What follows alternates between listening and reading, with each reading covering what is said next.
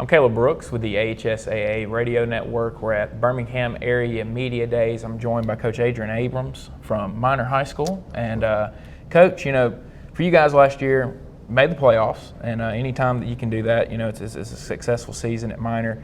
You're coming over as a former assistant at Hoover to Minor, and how much do you think it helps you, with the kids when they look and know, okay, well, this is a guy that's been a part of one of the best programs in the state, and now he's coming over here to coach us? Well, definitely. The first thing kids want to know is, hey, can we see the state championship rings, and how many state championship rings do you have? And you got 5 state championship rings and all that. And I believe everybody in the state wants state championship rings. But at the end of the day, what they've learned is the cost of a state championship ring. And everybody wants one. I have no doubt in my mind that everybody wants to be a champion in August, but the cost is paid, starts getting paid way back in December, to be in an opportunity or give yourself an opportunity to play for one in December. So. Yeah, I went to Hoover about a month ago, and that was one of the things that impressed me, was seeing the way they worked in the weight room, seeing how Coach Niblett had them all organized. How much have you taken some of the stuff that you learned from him and are now implemented at Minor? Well, I believe, I like to say this, there are recipes for success, but I think you have to customize that. There is no Control C, Control V, which is copy and paste from Hoover onto Minor, because Hoover has a great infrastructure in place. There are things set up to where they're able to do things, at a very, very high level. But at the same time, I have to come over and I have to customize that to Minor. And the thing is that I think that's really been great for us is we've been able to get our culture down, and the kids are really grasp on to that. And once you build that the way that you want it, it has a tendency of policing itself. The people that won't adhere to it or aren't willing to do what it takes, they'll have a tendency, they'll be so uncomfortable with the way people work, the way people go about their business, that they'll leave. And so I think we've done a great job of implementing our culture there, which is the building block of success of any successful program. Yeah, Minor's dealt with a lot of coaching changes over the last, really about 6 years, and is it something that you want to do to stick around and be around for a while, or is that something that as a head coach that you think, okay, I want to come to a place and really try to build something and make this mine?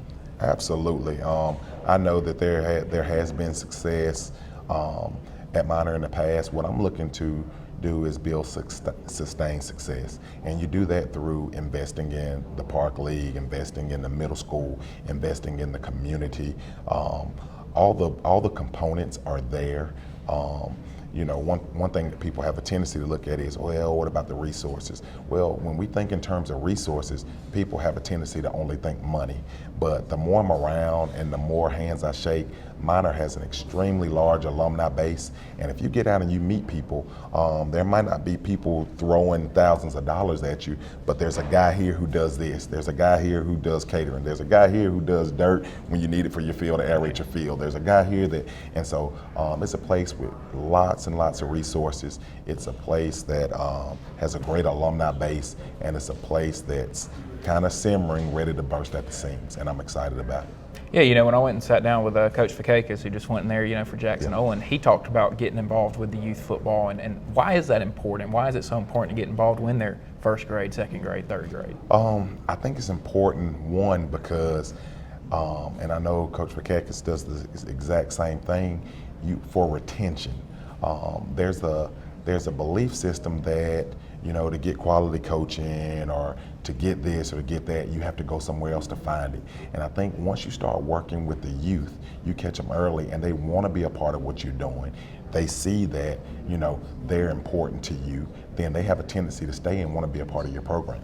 And so once you're able to do that, and I know I've heard Coach Fakakis talk about it, and me kind of the same deal, all I want to do is retain my kids. I want the kids from Minor Middle School, the kids in the Minor feeder pattern, I want them to come to Minor High School, and I don't want them to move out or go somewhere else, a place they might have an opportunity. And if I can retain my own kids and love on them and continually to coach them and grow them to where we're all speaking the same language, and they've been speaking that language since they were in youth football, then I feel great about our opportunity to have a great program. Where have you really seen your program grow the most since you took over? Mainly in the camaraderie. them trusting us and us trusting them. I say anytime you look at our record and you see, a series of close ball games that you lose, it usually comes down to a play or two. And we've kind of taken on the motto, Carpe Diem is Latin for seize the day.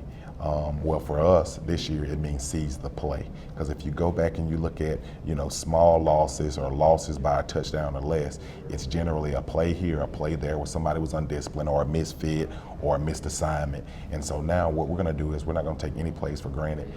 We lost in the first round of the playoffs. They kicked a field goal with 1 second left to beat us 10-7 at Muscle Shoals, which is a great program.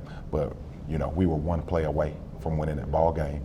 And so this year we will take no plays off. We will take no plays for granted. Carpe diem, we will seize the play. How encouraging is that for y'all to know that, you were in that game with Muscle Shoals, who had just beaten Wetumpka, and we know how good Wetumpka is. They had just made the state championship. I mean, so how encouraging is that to know we were in this game and we had a really good opportunity to beat a really good team in the playoffs? Absolutely. I think in retrospect now, a little bit later, it makes you feel as good as you can about it, and it definitely gives you something to build off of going into the off season. But at the time, we weren't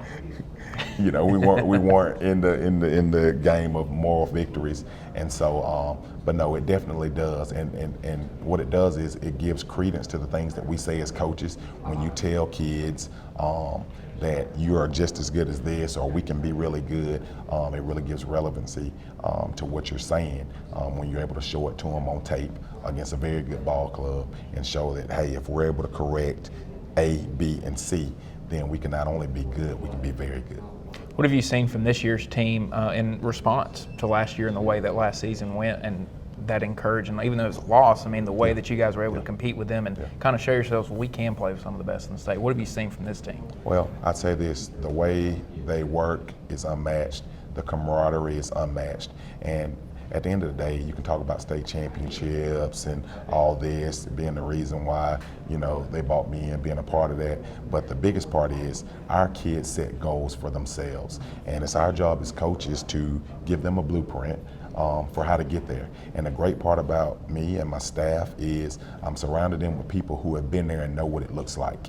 And the way we're working and the way we're going about our business and all things this year, it's a lot closer to what it looks like than it was last year. You bring up your staff, and the staff that y'all had at Hoover was really, really, really good. And now Coach Niblett's had to deal with the loss of guys like you and other guys that have left off.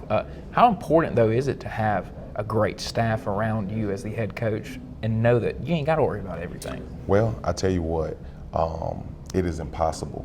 It would be impossible to build a program. I'm not talking about a team or a great season. It is impossible to build a program without my staff. It would be disingenuous of me to say that we built it or we made the playoffs or I did this or I did that. Without my offensive coordinator, Arvia Holmes, without my defensive coordinator, Chris Metcalf, both guys who worked at Hoover, we were able to get Nick Hardible to coach our quarterbacks this year. He was at Hoover with us as well, but he went down to Colquitt County with Coach Probst, and so he called. After the going on down there, he called and he wanted to come be a part of what we're doing because he was excited about it. Have a player that was there, Coach Landry Tulo. He played for us at Hoover, and so I try to surround my guys with people who know what it looks like, where they want to be. And so it would be impossible to do it without those guys. And I thank God for the staff that I have. You said that you can't hit Control-C and copy and paste, the same outline, but how important is it to have guys like that have been a part of it and have that type of experience and know what it takes to get there, instead of surrounding your guys with, maybe some guys that haven't experienced that and you're kind of trying to teach them how to get there? I tell you what, until you've seen it and you've been there, I mean, honestly, you're just guessing. All right, you're just hoping, and you're taking calculated guesses and hoping that it's all right. But I'm surrounding them with people who have been there, who've been in the trenches, who've played in it, who's coached in it, who's coached when they were the favorite, who's coached when they were the underdog, who's beaten state champions from every state surrounding Alabama, from Tennessee, Georgia, Florida, Mississippi. that's just an unmatched experience for high school football. And so for what my kids said they want, is to be state champions. It is my job as the head coach to lay out a blueprint and surround them with the best people possible to give them what they said they want. And that's what I'm trying to do. So entering this next year, coming off a good season from last year, making the playoffs, what do you set as the coach now, the expectation for this team and the goal to reach? Our expectations as every coach, and you probably hear it, but we want to win the opener, we want to win the region, and we want to win the last one. And if you do those first two things, then it gives you an opportunity to do the last one. But our day in, day out goal is, man, I want to be, everybody always says there's a lot of talent there's a lot of athleticism, but the fact of the matter is we're not in a talent show. You have to be disciplined, you have to be mentally and physically tough, and that's the ball club we want to be. If we come out and we're tough, and we're mentally and physically, tough, we're disciplined, and we play 100% wide open every single play, then I am fairly confident that'll give us an opportunity to be where we want to be. Coach, thank you for taking the time to join me today. Thank you so much. Yes, sir. Good luck to you guys, and we look forward to seeing what you guys are able to do this year. And I'm encouraged by what happened last year, and I think that there's some big things in store. Well, I've been watching. Like I say, I'm a fan, so I'm honored to be here. I feel honored to be in this seat. Appreciate it, Coach. Right, Thank you. Yes, sir.